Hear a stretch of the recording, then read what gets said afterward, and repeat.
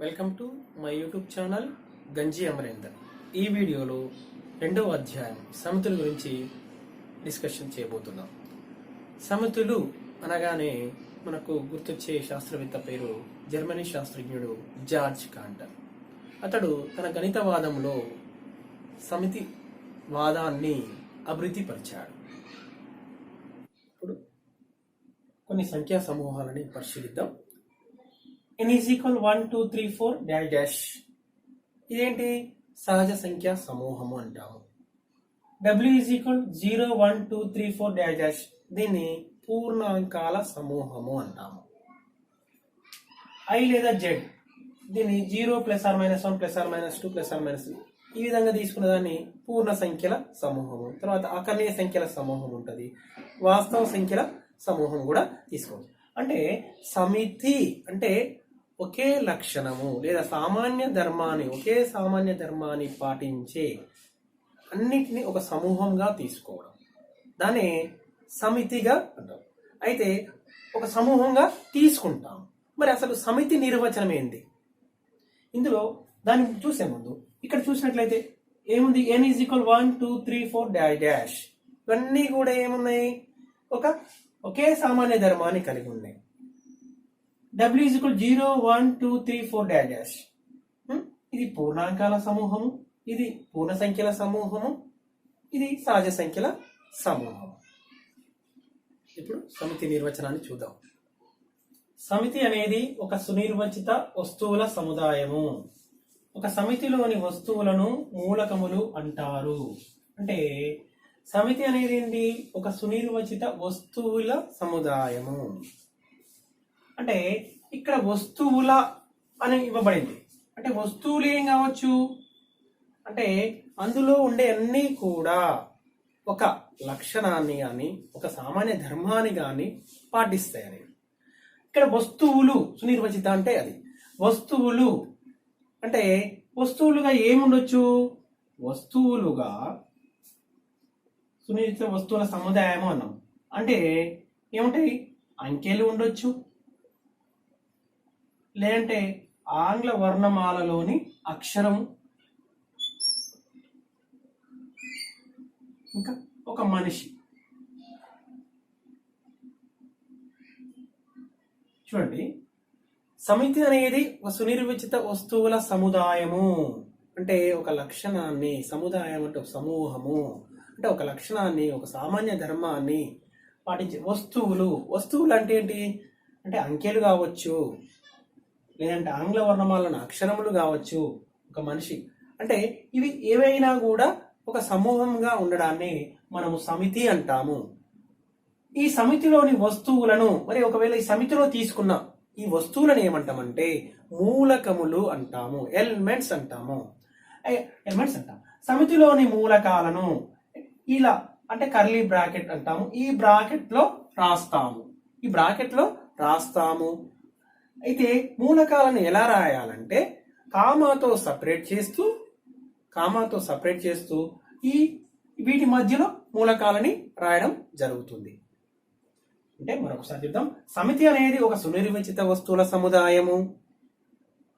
సమితిలోని వస్తువులను మూలకాలు అంటాము. సమితిలోని మూలకాలను ఈ బ్రాకెట్ల మధ్యలో రాస్తాము. అంటే ఈ కర్లీ బ్రాకెట్ స్టార్ట్ చేసి వీటి మధ్యలో రాసేసి వాటిని కామాతో సపరేట్ చేసి మళ్ళీ కర్లీ బ్రాకెట్ ని క్లోజ్ చేస్తాం. అయితే సమితులను ఆంగ్ల వర్ణమాలలోని పెద్ద అక్షరాలచే సూచిస్తాము. అంటే పెద్ద అక్షరాలు అంటే సమితి ఏ అని గాని, సమితి బి గాని, సమితి డి గాని అని పెద్ద అక్షరాలచే సూచిస్తాం. సమితిని సూచించాలనుకున్నప్పుడు ఇలా ఆంగ్ల వర్ణం పెద్ద అక్షరాలతో సూచిస్తాం. ఒకవేళ సమితిలో మూలకాలుగా అంటే సపోజ్ నేను ఒక ఏ అనే సమితి తీసుకుంటున్నా, మూలకాలుగా ఆంగ్ల వర్ణమాలలోని అక్షరాలను తీసుకోవాలనుకున్నప్పుడు స్మాల్ లెటర్స్ అంటే చిన్న అక్షరాలు ఏ బి సి అంటే ఈ విధంగా తీసుకొని ఈ బ్రాకెట్ తో మొదలై మళ్ళీ ఈ బ్రాకెట్ తో క్లోజ్ అయ్యి మధ్యలో మనం అక్షరాలని అంటే మూలకాలు అంటాం. వీటిని తీసుకుంటాము. సమితులకు ఉదాహరణగా ఇవి చేయండిలో ఉన్న వాటిని తీసుకుందాం. ఏమిచ్చిండు? మొదటి 5 ధనపూర్ణ సంఖ్యల సమితి. అంటే పూర్ణ సంఖ్యలు అంటే మనము 0 1 2 3 అని -1 -2 -3 అందులో ధన పూర్ణ సంఖ్యల సమితి అంటే నేనేమనుకుంటున్నాను జెడ్ ప్లస్ అని తీసుకుందాం ధన పూర్ణ సంఖ్యలు కాబట్టి జెడ్ ప్లస్ ఈజ్ ఈక్వల్ ఏమని రాయొచ్చు 1 2 3 4 5 అంటే మొదటి 5 ధన పూర్ణ సంఖ్యల సమితిని జెడ్ ప్లస్ అని దాని మొదటి 5 అంటే 1 2 3 4 5 ఇదే అవుతుంది నేను చేసినాము ఇవన్నీ కూడా ఒక లక్షణం ఉన్నాయి ఇవన్నీ ఏం చెప్తున్నాం ఈ మొదటి 5 ధన పూర్ణ సంఖ్యలు అనొచ్చు వీటిని మొదటి 5 సహజ సంఖ్యలు అనొచ్చు ఒక లక్షణం కానీ సామాన్య ధర్మం అని చెప్పగలుగుతాం ఇలా నెక్స్ట్ 100 కంటే ఎక్కువ 125 కంటే తక్కువ అయిన 5 యొక్క గుణిజాల సమితి 5 యొక్క గుణిజము ఏ సంఖ్య యొక్క గుణిజము కావాలన్నా దాన్ని సహజ సంఖ్యలచే గుణించాలి కానీ ఇక్కడ ఏం కావాలి ఈ 5 యొక్క గుణిజాల సమితిని అంటే మనం ఏ అనుకుందాం దీని సమితిని బిగ్ లెటర్స్ తో చూపించాలనుకున్నాం పెద్ద అక్షరంతో చూపించాలనుకుంటున్నాం కాబట్టి దీన్ని ఏ అని తీసుకోండి అంటే 100 కంటే ఎక్కువ 125 కంటే తక్కువైన 5 యొక్క గుణిజాల సమితి 5 యొక్క గుణిజము 100 కన్నా పెద్దది ఏంటిది 105 110 115 120 తీసుకోవాలి అంటే ఎందుకు 125 కన్నా తక్కువైనది 120 100 కన్నా ఎక్కువైనది అంటే 105 నుంచి 120 వరకు తీసుకోవాలి ఇప్పుడు రెండు మొదటి 5 ఘన సంఖ్యల సమితి మొదటి 5 ఘన సంఖ్యల సమితి అంటే సహజ సంఖ్యల్ని వాటిని 3 సార్లు గుణించాలి సహజ సంఖ్య మొదటి 5 సహజ సంఖ్యలు తీసుకొని ఒకటిని 3 సార్లు గుణించాలి దాని ఘన సంఖ్య వస్తుంది ఒకటి యొక్క ఘన సంఖ్య వస్తుంది దీన్ని కూడా ఏ ఈజ్ ఈక్వల్ అనుకుందాం అంటే 1 క్యూబ్ ఘన సంఖ్యల సంఖ్య 2 క్యూబ్ 3 క్యూబ్ 4 క్యూబ్ 5 క్యూబ్ ఇదే మొదటి 5 ఘన సంఖ్యల సమితి అంటే దీన్ని ఏమని రాయొచ్చు ఏ ఈజ్ ఈక్వల్ 1 క్యూబ్ అంటే 1 2 క్యూబ్ అంటే 2 ని 3 సార్లు గుణించాలి 2 ఇంటూ 2 ఇంటూ 2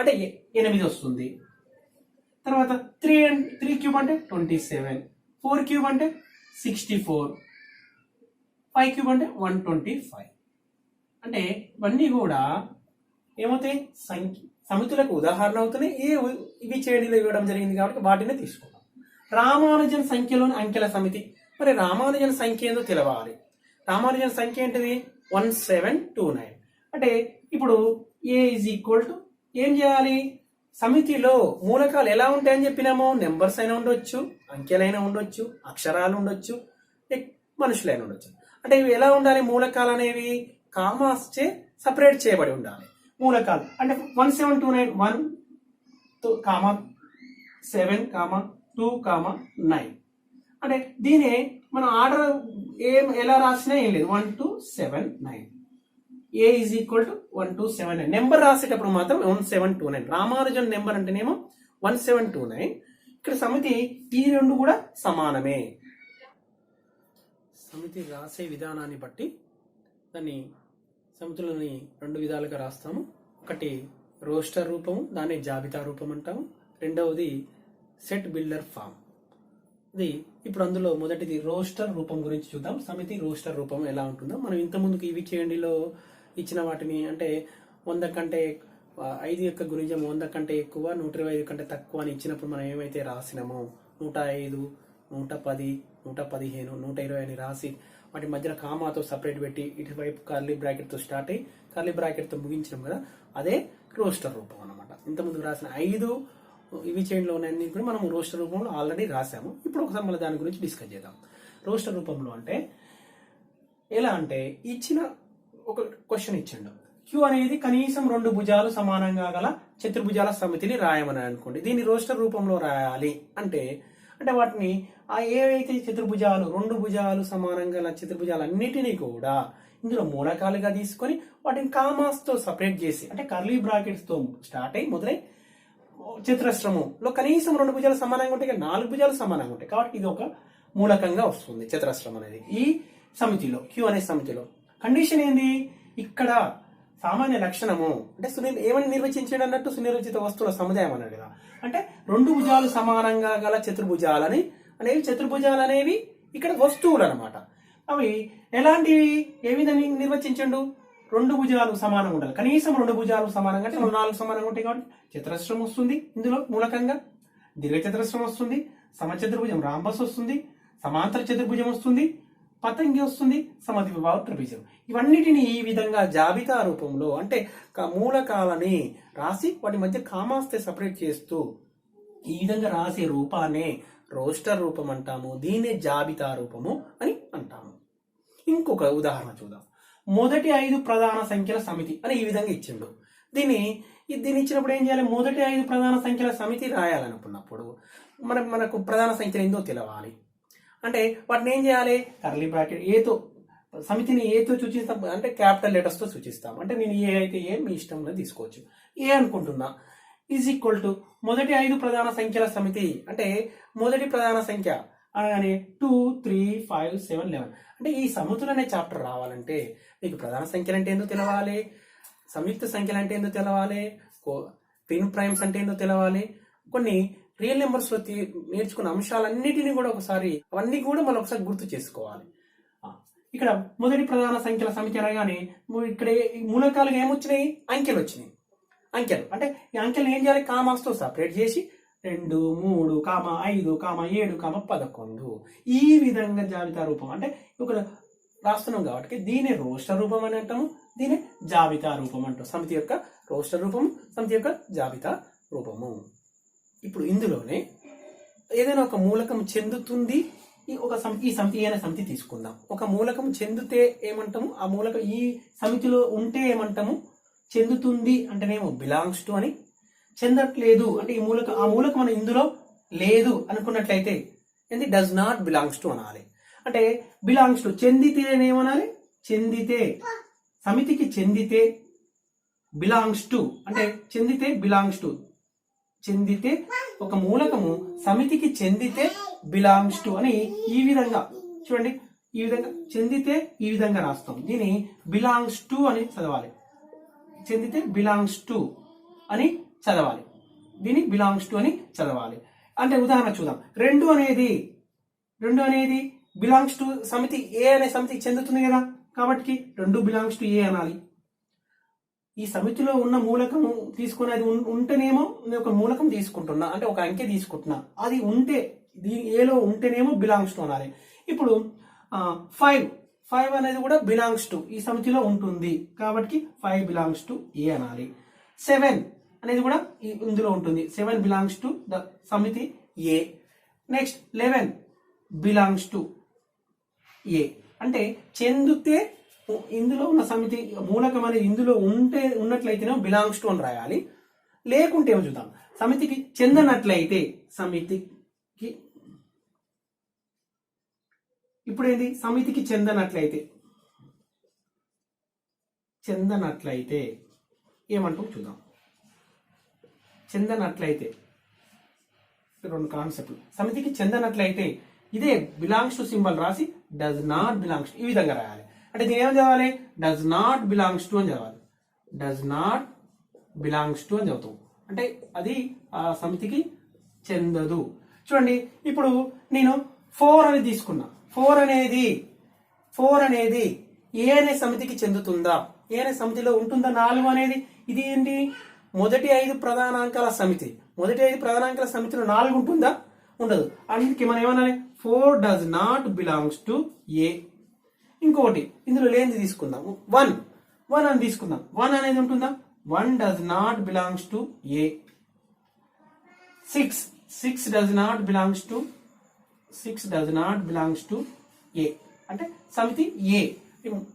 ఈ విధంగా ఒక మూలకం అనేది సమితికి చెందినట్లయితే బిలాంగ్స్ టు అని, చెందనట్లయితే అది ఆ మూలకం అనే సమితిలో లేనట్లయితే దాన్ని డస్ నాట్ బిలాంగ్స్ టు అని చెప్పాలి.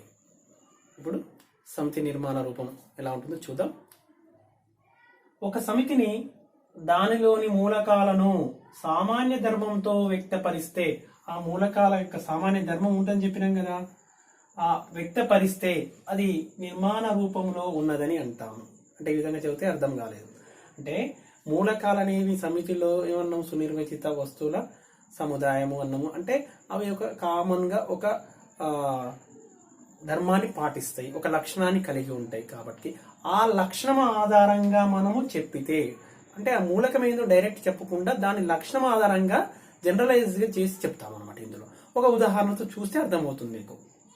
అంటే ఉదాహరణ ఏమి ఏ అనేది అంటే ఏ అనే ఒక సమితి 20 కంటే చిన్నవైన 3 యొక్క గుణిజాల సమితి. అంటే ఇక్కడ సమితిని ఏ విధంగా నిర్వచించుండు? సునిర్వచిత వస్తువుల సముదాయం 3 అని అంటే అందులో ఏముంటాయి అన్నట్టు? మూలకాలు 3 యొక్క గుణిజాలు ఉంటాయి అన్నట్టు. అయితే ఇప్పుడు దాని యొక్క సామాన్య ధర్మం ఆధారంగా ఇప్పుడు సమితి నిర్మాణ రూపం రాస్తాము. దాని యొక్క సామాన్య ధర్మం ఏంది? ఇక్కడ సామాన్య ధర్మముతో వ్యక్తపరిస్తే అన్నాడు కదా, ఇక్కడ సామాన్య ధర్మం ఏంది? 3 యొక్క గుణిజాలు అన్నమాట సామాన్య ధర్మం. అదే చూస్తున్నాం. ఏ ఈజ్ ఈక్వల్ ఎక్స్ అనేది తీసుకుంటున్నాం. ఎక్స్ అని చెప్పి సచ్ దట్ అని అంటే దాని అర్థం సచ్ దట్ అంటే దాన్ని డిఫైన్ చేయాలి. ఇప్పుడు ఎక్స్ ఎలాంటిది అనేది సచ్ దట్ మీన్స్ అది ఎక్స్ సచ్ దట్ ఎక్స్ ఏదో చెప్తున్నా. ఇక్కడ ఏమి ఇచ్చాడు? ఏ 20 కంటే చిన్నవైన 3 యొక్క గుణిజాల సమితి కదా, అంటే ఎక్స్ సచ్ దట్ ఎక్స్ అంటే ఏంటంటే ఎక్స్ ఈజ్ ఈక్వల్ 3 యొక్క గుణిజము. ఎక్స్ అనేది ఏంటిది? 3 యొక్క గుణిజం. 3 యొక్క గుణిజం అంటే చాలా ఉంటాయి, కానీ ఇంకేమన్నాడు? ఇక్కడ ఒక కండిషన్ ఇచ్చిండు, 20 కంటే చిన్నవైన అన్నాడు. అంటే ఎక్స్ అనేది 3 యొక్క గుణిజము మరియు ఎక్స్ లెస్ దాన్ 20 అని మెన్షన్ చేసిన 20 కంటే చిన్నవైన అన్నాడు కదా. దీని మొత్తాన్ని సింబాలిక్ గా గణిత భాషలో చెప్పాలన్నమాట. ఆ విధంగా X such that x is equal 3 యొక్క గుణిజము. 3 యొక్క గుణిజం అని చెప్పేసి ఇంక వదిలేయలే. 3 యొక్క గుణిజం అంటే అన్ని వచ్చేస్తాయి, చాలా వస్తాయి అన్నప్పుడు మరియు కండిషన్ మెన్షన్ చేయాలి. ఎక్స్ లెస్ దాన్ 20 అంటే 3 యొక్క గుణిజము మరియు 20 లోపు ఉన్న 3 యొక్క గుణిజం అనే అర్థం. ఇక్కడ ఎక్స్ అని 2 చుక్కలు ఇప్పుడు స్టాప్ లా పెట్టినాం కదా, దీన్ని నువ్వు ఎక్స్ సచ్ దట్ అని చదువుతాము. అంటే ఎక్స్ అని చెప్పి మళ్ళీ దాని ఏందో డిఫైన్ చేయడం. ఓకేనా? ఇప్పుడు దీన్ని జాబితా రూపంలో రాద్దాం. రోస్టర్ రూపంలో రాస్తే ఏమవుతుంది చెప్పండి? ఏమనుకున్నాము? ఇందులోని మూలకాలను, ఇందులో సామాన్య లక్షణం మూలకాలు ఏం చేయాలి? కామాలతో సపరేట్ చేస్తూ రాయాలి. అంటే ఏమి ఇచ్చిండు? ఏంటి సామాన్య లక్షణం ఏంది? సామాన్య ధర్మం ఏంది? ఇక్కడ 3 యొక్క గుణిజము అంటే 20 లోపల 3 యొక్క గుణిజాలు అన్ని రాయాలి. 3, 6, 9, 12, 15, 18 ఇది చూడండి జాబితాగా రాసినాము కాబట్టి మూలకాలను కామాస్తో సపరేట్ చేస్తూ ఇదేమవుతుంది? ఇదేమో రోస్టర్ రూపం అవుతుంది. ఇదేంటి? నిర్మాణ రూపము. ఇప్పుడు అభ్యాసం 2.1 సమస్యల్ని చూద్దాం. అందులో మొదటిది, క్రింది వాటిలో ఏవి సమితులు? మీ సమాధానాన్ని సహేతుకంగా సమర్థించండి. అన్ని 1 word ఆన్సర్సే నేను చెప్తుంటాను. అవునైతే అవును, దానికి కారణం కూడా చెప్తుంటాను, మీరు రాసుకోండి. ఏంటి? ఇందులో జే అనే అక్షరంతో ప్రారంభమయ్యే ఒక సంవత్సరంలో గల అన్ని నెలల సమూహము. అంటే జే అనే అక్షరంతో ప్రారంభమయ్యే ఒక సంవత్సరంలో గల అన్ని నెలల సమూహము. దానికి ఆన్సర్ ఏమవుతుంది? రాసినట్లయితే ఎవరు రాసిన ఒకటే ఆన్సర్ రావాలి. అంటే ఎలా? జేతో ప్రారంభమైన ఏంటివి? జనవరి, చూద్దాం, జనవరి, జూన్, జూలై. అంటే ఎవరికైనా కూడా జేతో ప్రారంభమయ్యే ఒక సంవత్సరంలోని నెలల సమూహము రాస్తే సమితిగా ఇవే కదా. ఎంతమంది విద్యార్థులు ఎవరు రాయమన్నా కూడా జనవరి, జూన్, జూలై. కాబట్టి ఒకే స్థిరమైన ఆన్సర్ వస్తుంది. కాబట్టి ఇది కింది వాటిలో ఏవి సమితులు అంటే ఫస్ట్ ఇది ఏమవుతుంది? సమితి అగును, అవును అని రాసి సమితి అగును అని ఏ ఈజ్ ఈక్వల్ ఎందుకంటే ఇది సమితి అగును. రెండవది ఏంటిది? భారతదేశంలో గల అత్యంత ప్రతిభావంతులైన 10 మంది రచయితల సమూహము. భారతదేశంలో గల అత్యంత ప్రతిభావంతులైన 10 మంది రచయితల సమూహము రాయమంటే నన్ను రాయమంటే నేను నాకు నచ్చిన 10 మంది పేర్లు రాస్తాను, మిమ్మల్ని రాయమంటే మీరు రాస్తారు. కాబట్టి ఇది ఫిక్స్డ్ గా ఇదైతే ఎలా అయితే ఒకటే ఆన్సర్ వచ్చే విధంగా ఉండాలి నిర్వచితంగా. ఇక్కడ ప్రతిభావంతులైన 10 మంది రచయితలు అనేవి ఎవరికి నచ్చిన వాళ్ళు రాస్తారు. కాబట్టి ఇది సమితి కాదు,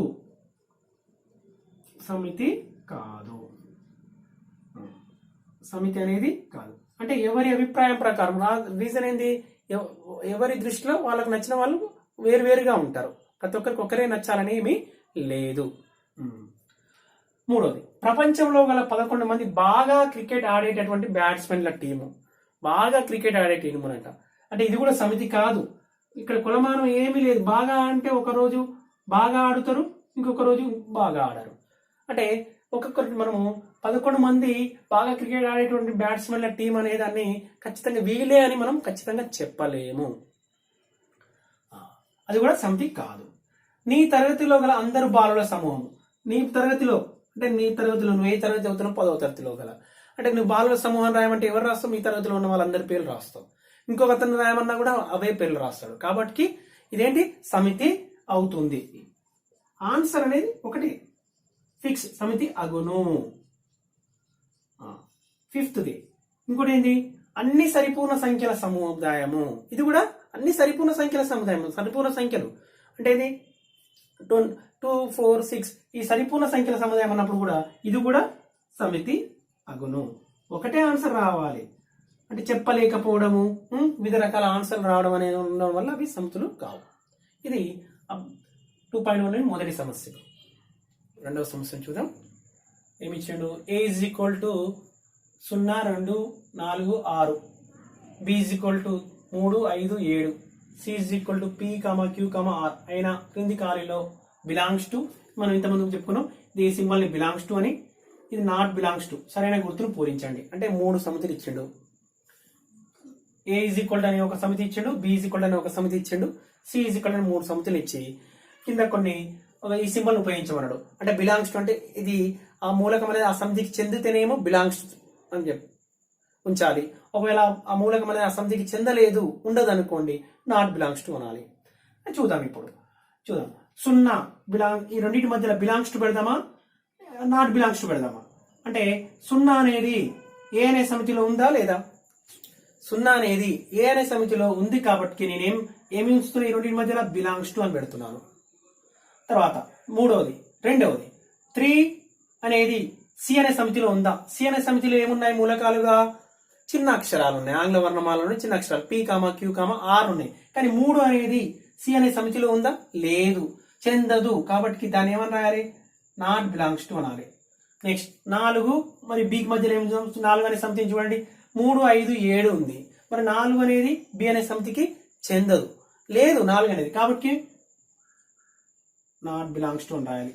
మళ్ళీ తర్వాత 8 చూద్దాం. 8 ఏ మధ్యలో ఏమి ఉంచుదాం? 0, 2, 4, 6 వరకే ఉంది. 8 కూడా ఏ అనే సమితికి చెందదు, కాబట్టి చెందదు అన్నప్పుడు మనం ఏమని చెప్పినాం? Not belongs to.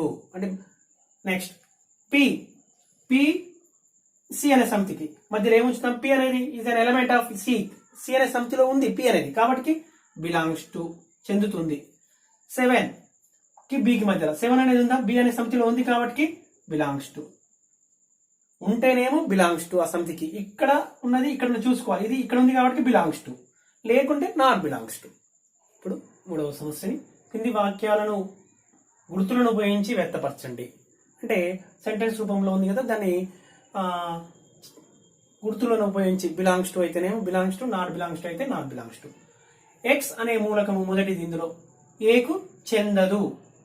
ఎక్స్ అనేది ఏకి చెందదు అంట. చెందదు అంటే దానికి ఏమనాలి? ఫస్ట్ దాన్ని చెందదు ఏ అనే సమితికి చెందదు అంటే ఎక్స్ నాట్ బిలాంగ్స్ టు, చెందకపోతే ఏ అంటే సింపుల్ గా దాన్ని వాక్య రూపంలో దాన్ని ఈ విధంగా గుర్తును ఉపయోగించి చెప్పడం. రెండవది డి అనేది బి సమితి యొక్క ఒక మూలకం. స్మాల్ డి అనేది బి సమితి యొక్క ఒక మూలకము అంటుండు, అంటే చెందుతుంది. కాబట్టి స్మాల్ డి బిలాంగ్స్ టు సమితి బి అని రాసుకున్నాం. చెందితే బిలాంగ్స్ టు, చెందకపోతే నాట్ బిలాంగ్స్ టు. 1 అనేది సహజ సంఖ్యా సమితికి చెందుతుంది కదా, సహజ సంఖ్యలు అనేవి 1తోటే ప్రారంభం అవుతున్నాయి. సహజ సంఖ్యా సమితికి చెందుతుంది అని ఇచ్చాడు, ఇక్కడ ఇవ్వడం జరిగింది. కాబట్టి ఏమని రాదాం? 1 బిలాంగ్స్ టు n. సహజ సంఖ్యా సమితిని ఇంగ్లీష్ లో న్యాచురల్ నెంబర్స్ అంటాం కాబట్టి దాన్ని n చే సూచిస్తాము. 1 బిలాంగ్స్ టు n. నెక్స్ట్ 8 అనేది p అనే ప్రధాన సంఖ్యల సమితికి చెందదు. p అనేది సమితి ఎలాంటి సమితి? ప్రధాన సంఖ్యల సమితి అంట పిలో. మరి చెందదు అంటాడు, 8 అనేది చెందదు అని అతనే ఇచ్చిండు. కాబట్టి మనం చెందదు అనేది అని ఏ విధంగా రాయాలి? Not belongs to set P. ఈ విధంగా గుర్తులను ఉపయోగించి రాయడం ఈ విధంగా రాయాలి. 4వ సమస్యను చూద్దాం. కింది వాక్యాలు సత్యమా అసత్యమా తెలపండి. 1 word answers. 5 not belongs to ప్రధాన సంఖ్యా సమితి. ప్రధాన సంఖ్యల సమితిలో 5 ఉండదు అంటుండు. మరి ఇది సత్యమా అసత్యమా అంటే 5 అనేది ప్రధాన సంఖ్య అవుతుంది కాబట్టి 5 అనేది ఖచ్చితంగా ప్రధాన సంఖ్యల సమితిలో ఉంటుంది. కానీ ఇక్కడ ఉండదని ఇచ్చింది కాబట్టి ఫస్ట్ ఏంది? అసత్యము. ఫస్ట్ది అసత్యం అని రాసుకోండి. రెండవది S = 5, 6, 7 ఒక సెట్ ఇచ్చాడు, సమితి ఇచ్చాడు. ఇంప్లాయిస్ 8 బిలాంగ్స్ టు S అన్నాడు. 8 అనేది ఎస్ అనే సమితికి చెందుతుంది అంటాడు. 8 ఉందా ఎస్ లో ఉందా? లేదు.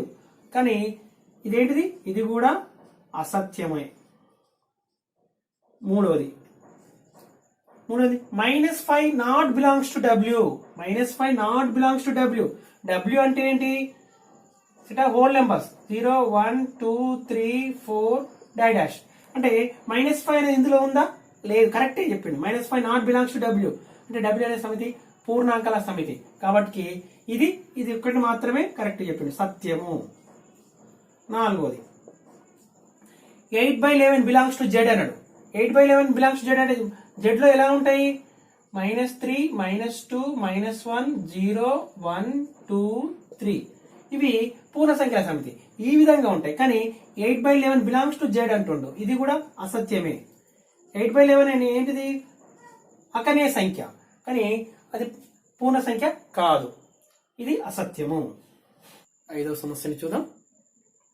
క్రింది సమితులను రోస్టర్ రూపంలో రాయమన్నాడు. అంటే ఇక్కడ ఏ విధంగా ఇవ్వడం జరిగింది? సమితి నిర్మాణ రూపంలో ఉన్నవి, సమితి నిర్మాణ రూపంలో ఉన్న వాటిని నుంచి నిర్మాణ రూపం నుంచి జాబితా రూపం, దాన్ని రోస్టర్ రూపంలో రాయాలి. First b = x such that x అనేది 6 కంటే తక్కువైన సహజ సంఖ్య. సహజ సంఖ్యలు అంటే 1 నుంచి ప్రారంభమవుతాయి. ఇక్కడ ఏమి తీసుకోవాలి? ఏ సహజ సంఖ్య తీసుకోవాలి? 6 లోపు ఉన్న 6 కంటే తక్కువైన సహజ సంఖ్యలు అనేవి దీనికి సహజ సంఖ్య. అంటే 1 2 3 4 5 అనేవి ఈ సమితిలోని మూలకాలు అన్నమాట. 1 2 3 4 5 ఇది రోస్టర్ రూపం అన్నమాట. సమితిలోని మూలకాలను కామాస్తో సపరేట్ చేసి రాయడం. ఫస్ట్ దానికి ఆన్సర్ అయిపోయింది. రెండవది ఎక్స్ సచ్ ఎక్స్ అనేది 2 అంకెల సహజ సంఖ్య. 2 అంకెల సహజ సంఖ్య మరియు దాని 2 అంకెల మొత్తము 8 రావాలి. 2 అంకెల సహజ సంఖ్య అంటే 10 నుంచి స్టార్ట్ అవుతుంది. 2 అంకెల సహజ సంఖ్య 10 నుంచి 99 వరకు ఉంటాయి. కానీ 10ని ఈ రెండింటిని కూడా 1 + 0 1 వస్తుంది. కానీ వాటి మొత్తం ఎంత రావాలన్నాడు? 8 రావాలన్నాడు. అంటే 12 ఉంది అనుకుందాం. 12లో 1 + 2 ఎంత? 3. అంటే ఇది రాదు. 12 అనేది రాదు. 2 అంకెల సహజ సంఖ్య. కానీ వాటి ఈ అంకెల మొత్తము 8 వచ్చేవన్నీ కూడా తీసుకోవాలి. అంటే ఏం కావచ్చు? ఫస్ట్ది 17. చూడండి, 1 + 7 8 కాబట్టి 17. ఇలాంటివి 17 26 ఏమొస్తాయి? సిలో 2 అంకెల సంఖ్యలే, కానీ వాటిని కూడితే ఈ అంకెలను కూడితే 8 రావాలి. 17 తర్వాత నెక్స్ట్ ఇంకో 2 అంకెల సంఖ్య 26, తర్వాత 35, తర్వాత 44, తర్వాత 53, తర్వాత 62, తర్వాత 71, 80 ఈ విధంగా. అంటే చూడండి, 1 + 7 ఎంత? 8, 2 + 6 8, 3 + 5 8, 4 + 4 8, 3 8, 6 + 2 8, 7 + 1 8, 8 + 0 8. అంటే ఇవి 2 అంకెల సంఖ్యనే, కానీ ఈ 2 అంకెల సహజ సంఖ్య, కానీ మరియు దాని 2 అంకెల మొత్తం 8 వచ్చేవి ఇవి మాత్రమే. మూడవ దాన్ని చూద్దాం. ఏంటి మూడవది? సమితి ఏమి ఇచ్చిండు? b = x such that x అనేది 60ని భాగించగల ఒక ప్రధాన సంఖ్య. అంటే నిశ్శేషంగా భాగించగల. అంటే చూద్దాం, 60ని భాగించేవి 1 2 3 4 5 6 10 12 15 20 30 60 ఇవన్నీ కూడా 60ని భాగించేవి, నిశ్శేషంగా భాగించేవి. ఇక్కడ నిశ్శేషంగా అనుకోండి. ఇందులో ఏమి తీసుకోవాలి? ఒక భాగించగల ప్రధాన సంఖ్యలు తీసుకోవాలి. అన్నిట్లో కూడా ప్రధాన సంఖ్యలు తీసుకోవాలి. అంటే d = ఏవి వస్తాయి? ఇందులో ఏవి మూలకాలుగా వస్తాయి అంటే 2 వస్తుంది ప్రధాన సంఖ్య, 3 వస్తుంది, 5 వస్తుంది. మిగతా అన్ని కూడా ప్రధాన సంఖ్యలు కావు. కాబట్టి 2 3 5 ఈ 3 మాత్రమే డిలో మూలకాలుగా వచ్చును. తర్వాత నాలుగోది ఏంటి? ఏమని ఇచ్చాడు? x such that x అనేది బెటర్ అనే పదంలోని ఒక అక్షరము. బెటర్ అనే పదంలోని అక్షరం కాబట్టి ఏమొస్తుంది? బెటర్ అనే పదంలోని అక్షరం కాబట్టి బి వస్తుంది, తర్వాత ఈ వస్తుంది, టీ వస్తుంది, తర్వాత రెండో టీ రాదు. సమితిలో విభిన్న మూలకాల సముదాయం అనుకున్నాం కాబట్టి ఒకసారి వచ్చిందంటే మళ్ళీ ఇంకోసారి తీసుకోవద్దు. విభిన్న మూలకాలు ఉండాలి. టీ బిఈటి ఒకసారి వచ్చినాయి, మళ్ళీ ఆర్. చూడండి, బిఈటిటిఈఆర్ అయితే 5 ఉంటే మనకు ఏమొచ్చినాయి? బెటర్ అంటే 6. అంటే బిఈటిఆర్ ఈ మాత్రమే జాబితా రూపంలో రావడం జరుగుతుంది. ఈ అనేది 2 సార్లు కాబట్టి ఒకటేసారి తీసుకున్నా, టీ 2 సార్లు కాబట్టి ఒకటేసారి తీసుకోవాలి. ఇది దీని యొక్క సమితి నిర్మాణ రూపం ఇచ్చినప్పుడు రోస్టర్ రూపంలో రాసే విధానము ఈ విధంగా. రోస్టర్ రూపంలో రాసినప్పుడు మూలకాలు అనేవి విభిన్న మూలకాలు ఉండాలి. ఒకసారి వచ్చినది అనుకోండి, రెండోసారి దాని ఆ మూలకాన్ని తీసుకోవద్దు. ఇప్పుడు ఆరోది క్రింది సమితులను సమితి నిర్మాణ రూపంలో రాయండి అంటే ఇక్కడ ఏముంది, జాబితా రూపంలో ఉన్నది, దాన్ని సమితి నిర్మాణ రూపంలో రాయాలి. ఇందులో మొదటిది 3, 6, 9, 12. ఇది నిర్మాణ రూపంలో రాసినప్పుడు ఇవి ఏంటివి? ఇవి 3, 2, 6, 3, 9, 3, 12 అంటే 3 యొక్క మొదటి 4 గుణిజాలు. ఏమని రాయొచ్చు? ఎక్స్ సచ్ దట్ ఎక్స్ అనేది 3 యొక్క గుణిజము, 3 యొక్క గుణిజము. మరియు ఇంకా ఎక్కడ వరకు ఉన్నాయి మరి గుణిజాలు? 12 వరకే. అంటే మొదటి 4 గుణిజాలు అనొచ్చు, లేదా 3 యొక్క గుణిజము మరియు ఎక్స్ లెస్ దాన్ 13. 3 యొక్క గుణిజమే కానీ 13 కన్నా తక్కువ ఉండాలి. ఫస్ట్ దానికి అయిపోయింది. రెండవ దానికి 2, 4, 8, 16, 32. ఇది రాసుకుందాం. 2, 4, 8, 16, 32. దీని చెప్పండి 2 పవర్ 1, 2 పవర్ 3, 2 పవర్ 4, 2 పవర్ 5 అన్నమాట. అంటే ఇక్కడ ఏమని రాయొచ్చు? దీని యొక్క నిర్మాణ రూపంలో ఎక్స్ అందాం. ఎక్స్ ఎలా ఉంది? 2 పవర్ n రూపంలో ఉంది. 2 పవర్ n రూపంలో ఉంది. ఎక్స్ సచ్ దట్ ఎక్స్ ఎలా ఉంటుంది? ఎక్స్ సచ్ దట్ రెండు చుక్కలు పెట్టుకొని 2 పవర్ n. 2 power n. మరి n ఏం కావాలి? n అనేది n బిలాంగ్స్ టు n అంటే న్యాచురల్ నెంబర్. కానీ ఎక్కడ వరకు? 2 పవర్ 5 వరకే. మరి n less than or equal to 5. n less than or equal to 5 వరకు తీసుకోవాలి. n అనేది న్యాచురల్ నెంబరే, కానీ న్యాచురల్ నెంబర్ ఎక్కడ వరకు తీసుకోవాలి? Less than or equal to 5 or less than 6 అన్నా పర్వాలేదు. ఇది సరిపోయింది. మూడవది ఏమి ఇచ్చాడు? ఇది కూడా సేమ్. 5, 25, 125, 625. ఇది సేమ్. దీని నిర్మాణ రూపంలో రాసినట్లయితే x such that x is equal to 5 power n. ఇది అంతే. చూడండి 5 పవర్ 1, 5 పవర్ 2, 5 పవర్ 3, 5 పవర్ 4 వరకు ఇవి. అంటే n బిలాంగ్స్ టు n. ఇంకా అండ్ ఇంకేంటి? n 1, 2, 3, 4 కదా. n less than or equal to 4 అనమాట. n అనే సహజ సంఖ్యని ఎక్కడ వరకు తీసుకోవాలి? 5 పవర్ n లో ఒకసారి 1 తీసుకుంటే 5 పవర్ 1 5 వస్తుంది. 5 పవర్ 2 తీసుకుంటే 25 వస్తుంది. 5 పవర్ 3 తీసుకుంటే 125 వస్తుంది. 5 పవర్ 4 అంటే 625. ఇది నిర్మాణ రూపం దీనికి. ఇక్కడ నాలుగోది 1, 4, 9, 16, 25, 100. ఇవేంటివి? వర్గ సంఖ్యలు. ఎక్కడ వరకు ఉన్నాయి? 10 అంటే 1 square, 2 square, 3 square, 4 square, 5 square, 100 వరకు ఉన్నాయి. అంటే నేను ఏమంటున్నా? ఎక్స్ సచ్ దట్ ఎక్స్ అనేది వర్గ సంఖ్య. మళ్ళా అండ్ మరియు ఎక్కడ వరకు తీసుకోవాలి వర్గ సంఖ్యలు? X less than 101. X less than 101 లేదనుకోండి 100 పెట్టి less than or equal to అని పెడదాం. ఎక్స్ సచ్ దట్ ఎక్స్ అనేది వర్గ సంఖ్య. ఎక్స్ అనేది ఏంటిది? వర్గ సంఖ్య. మరియు X less than or equal to 100. 7వ క్రింది సమితులను రోస్టర్ రూపంలో రాయండి. అంటే మళ్ళీ సెట్ బిల్డర్ ఫామ్ లో ఉంది, దాని నుంచి రోస్టర్ రూపంలో రాయాలి. ఫస్ట్ ఏమి ఇచ్చిండు? ఎక్స్ సచ్ దట్ ఎక్స్ అనేది 50 కంటే ఎక్కువ, 100 కంటే తక్కువైన సహజ సంఖ్య. 50 కంటే ఎక్కువైన సహజ సంఖ్య అంటే డైరెక్ట్ నేను ఆన్సర్ రాస్తున్నా. ఏ ఈజ్ ఈక్వల్ టు 50 కన్నా పెద్దదైన సహజ సంఖ్య అంటే 51, 52, 53 డాష్ ఇవన్నీ రాయాల్సిన అవసరం లేదు. 100 కంటే తక్కువైన సహజ సంఖ్య. 100 కంటే తక్కువైన సహజ సంఖ్య అంటే 100 లోపు అంటే 98, 99. అంటే ఈ మధ్యలో అన్నీ కూడా రాయాలి. డాష్ అంటే నెక్స్ట్ బి అంటే ఏంటి? బి ఏమి ఇచ్చాడు? ఎక్స్ సచ్ దట్ ఎక్స్ ఒక పూర్ణ సంఖ్య మరియు ఎక్స్ స్క్వేర్ ఈజ్ ఈక్వల్ 4. పూర్ణ సంఖ్య అంటే ఏముంటుంది? 0, 1, 2, 3, 4 -1, -2, -3 ఉంటాయి. అంటే అందులో ఏదైనా వీటిని వర్గం చేస్తే 4 వచ్చేటివి. ఏ సంఖ్య వర్గం? పూర్ణ సంఖ్యలో ఏదైనా వర్గం చేయండి, 2ని స్క్వేర్ చేయండి, 4 వస్తుంది. -2ని స్క్వేర్ చేయండి, 4 వస్తుంది.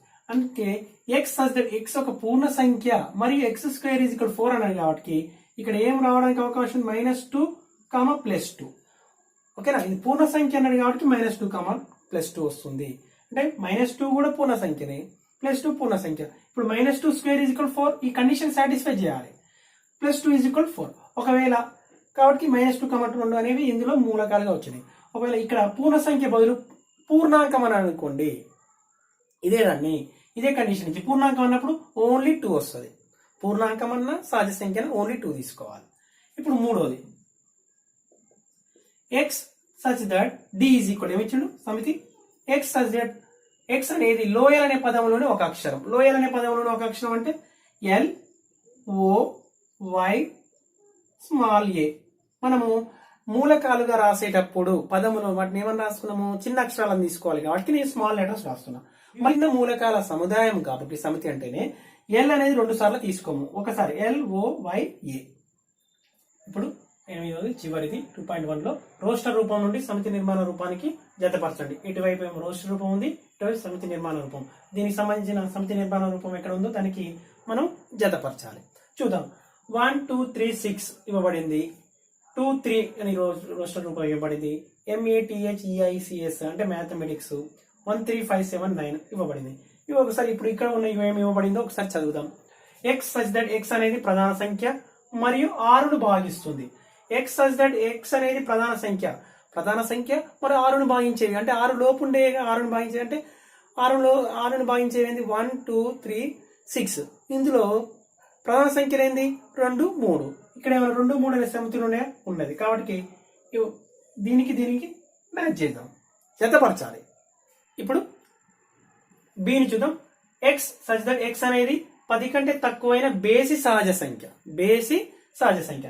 మరి ఇక్కడ ఏమన్నా ఒప్పిస్తున్నాయా చూడండి. బేసి సంఖ్యలు ఇక్కడ ఇది కాదు, 1 2 2 వచ్చిందంటే అది బేసి సంఖ్య కాదు, ఇది ఎట్లాగో ఆంగ్ల వర్ణమాలలో ఉన్నాయి కాబట్టి ఇది మనకు అవకాశం ఇది. 1 3 1 బేసి సంఖ్య, 3 5 బేసి సంఖ్య, 5 అనేది బేసి సంఖ్య, 7 అనేది బేసి సంఖ్య, 9 అనేది బేసి సంఖ్య. అంటే 1 3 5 7 9 10 లోపు ఉన్న బేసి సహజ సంఖ్యలే కదా, ఆడ్ నెంబర్స్ <10. సో దీనికి మ్యాచ్ చేస్తున్నా, దీనికి కలుపుతున్నాం. నెక్స్ట్ మ్యాథమెటిక్స్ అనగానే చూడండి, థర్డ్ది దేనికి కలుపుతాం, డీకి. ఇక మనకు వేరే ఉంది, థర్డ్ది డీకి, ఇది కలిపేద్దాం. నెక్స్ట్ మిగిలింది x such that x అనేది సహజ సంఖ్య మరియు 6ని భాగిస్తుంది. సహజ సంఖ్య మరియు 6ను భాగించే అంటే 1 అనేది 6ను భాగిస్తుంది, 2 అనేది భాగిస్తుంది, 3 అనేది భాగిస్తుంది, 6 అనేది భాగిస్తుంది. వాటికి మిగిలిపోయింది ఇదే కాబట్టి ఇది సికి జతపరచడం. ఈ విధంగా మనము జతపరచడం. సమితి యొక్క రోస్టర్ రూపం, దానికి సంబంధించిన సమితి నిర్మాణ రూపం ఎక్కడుందో చూసుకొని కలిపినాం, జతపరిచినాం. దీని యొక్క రోస్టర్ రూపం, ఇది రోస్టర్ రూపం, దీని యొక్క సమితి నిర్మాణ రూపం ఎక్కడుందో చూసుకొని మనము జత చేయడం జరిగినది. Okay, thank you.